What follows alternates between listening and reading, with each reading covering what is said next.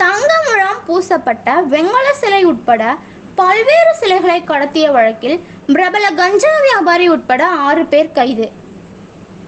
தேனி மாவட்டம் போடி தாலுகா கோடாங்கிப்பட்டி ஊராட்சி அருகே பண்ணை வீட்டில் வைத்திருந்த தங்க முழம் பூசப்பட்ட வெங்கல சிலை உட்பட பல்வேறு சிலைகளை திருடிய வழக்கில் பிரபல கஞ்சா வியாபாரி உட்பட 6 பேரை பழனிச்செட்டிப்பட்டி போலீசார் கைது செய்து விசாரணை செய்து வருகின்றனர்.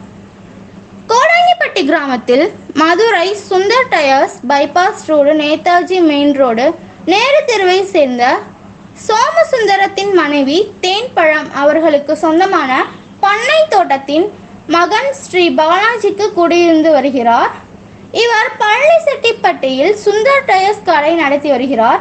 தற்போது மகன் வியாபார ரீதியாக கடந்த 6 மாதங்களுக்கு முன்பு நாகர்கோவிலுக்கு சென்று தங்கியிருந்தார். கோடாங்கிப்பட்டி பண்ணை தோட்டத்தில் உள்ள வீடு 6 மாதங்களாக பூட்டியிருந்த நிலையில் யாரும் பார்க்கும் போது வீட்டின் கதவு உடைத்திருப்பதை கண்டு அதிர்ச்சி அடைந்தனர்.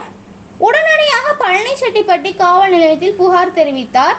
மேலும் போலீசார் வழக்கு பதிவு செய்து விசாரணை செய்த போது தங்க முழம் பூசப்பட்ட சிலைகள் உட்பட பல்வேறு பொருட்கள் திருடப்பட்டு கண்டுபிடிக்கப்பட்டது.